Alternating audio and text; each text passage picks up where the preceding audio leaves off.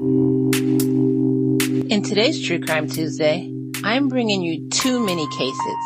The first is of a toddler who had something in their backpack that caused their mother to be arrested. And the second is of a murderer who was caught 20 years later.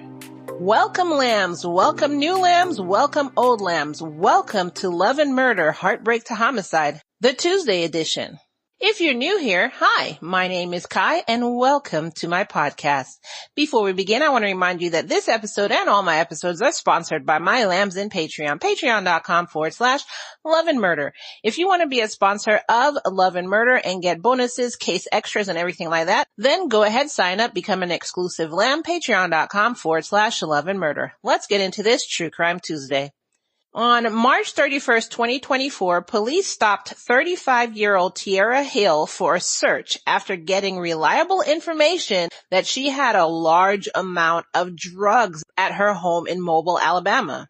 When they did search her, they discovered that she did have a gun and approximately 1.5 kilograms of cocaine and weed. Her 3-year-old child had been wearing a backpack at that time. And, since they found that on her, they have to search everybody around her. I would be so mad if it was one of my friends. They have to search everybody around her. And so they searched the 3-year-old, not that they're thinking 3-year-olds, have weed or drug or anything on them. But when they searched the 3-year-old's backpack, they found that it had 2 kilograms of cocaine. Are you serious? What kind of mother?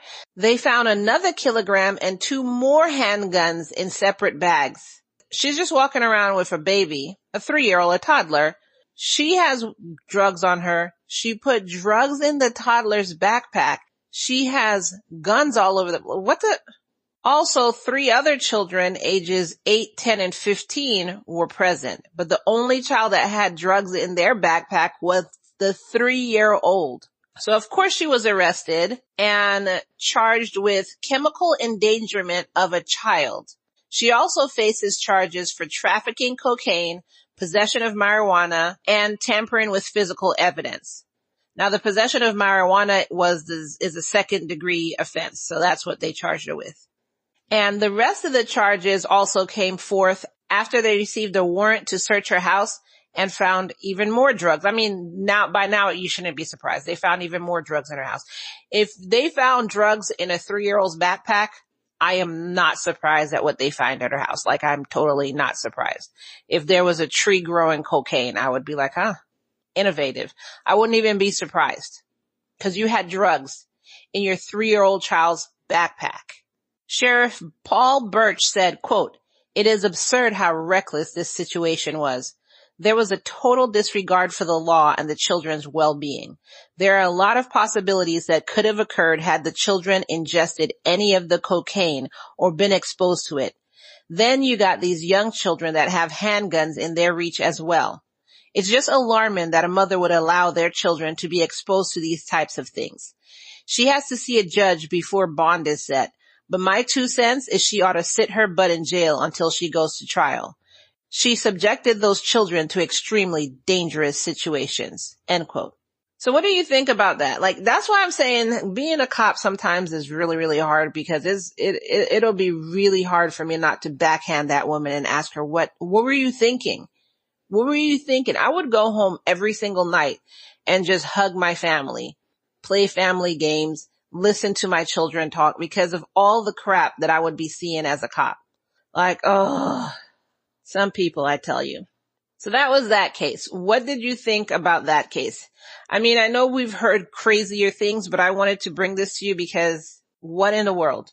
A 3-year-old and you have 2 kilograms of cocaine in there. Ugh. And just handguns all over the place. The next case starts 20 years ago.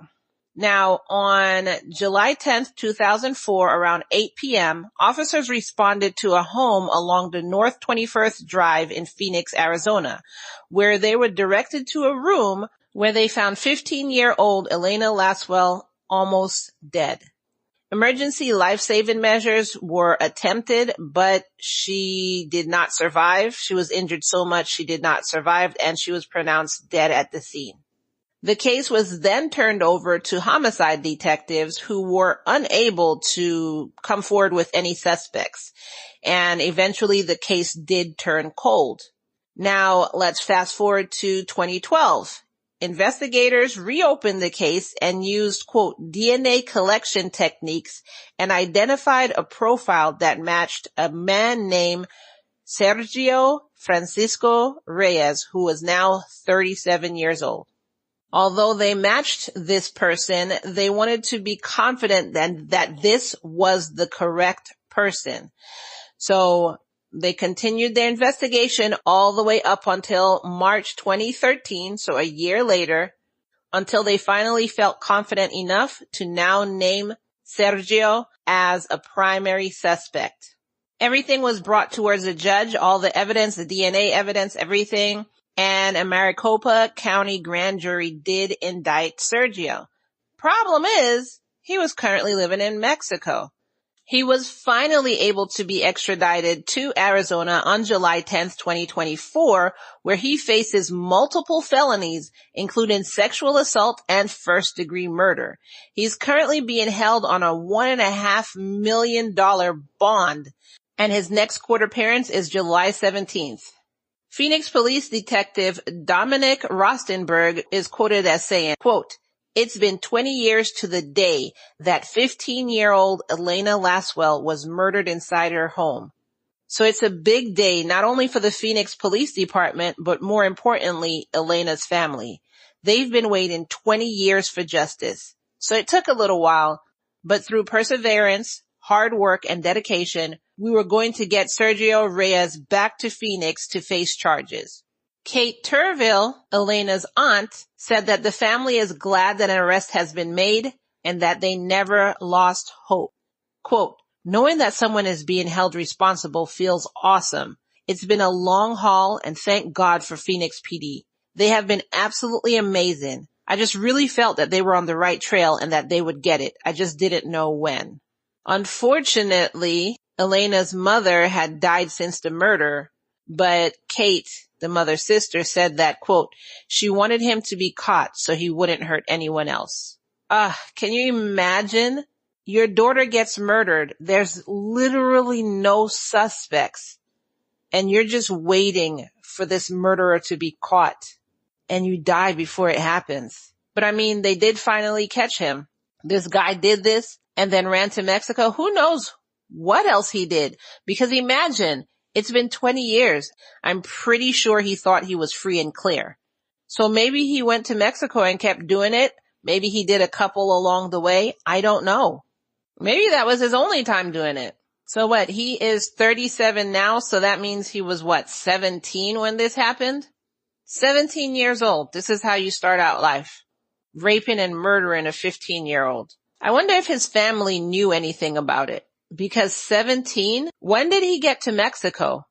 This is just me speculating. I'm just thinking, spitballing here.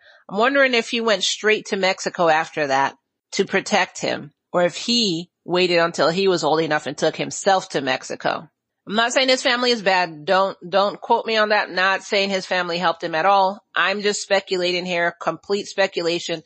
There wasn't really much on the case. I just thought it was interesting how at first they had no suspects. 2004, no suspects.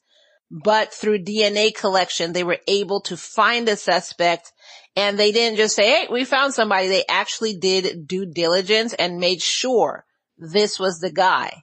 And then found out he's living in Mexico, and to the day, 20 years to the day, brought him back. So I just thought that was really, really interesting. He really thought he got away with it for 20 years. And I'm wondering if he was just, living his life, got married, had kids, and just moved forward like nothing happened. And you can't tell me he felt bad about it, because he moved forward like nothing happened. He didn't turn himself in, nothing. So I don't want to hear anybody say he felt bad about it, because if you felt bad about it, you would turn yourself in so that the family would know justice for their child. Don't tell me I fed 50 homeless children no, because your family's still suffering. So anyway, what did you think about those two cases? Let me know your thoughts in the comments below. That is all I have for you for this true crime. It was just two interesting cases that I did want to bring to your attention today.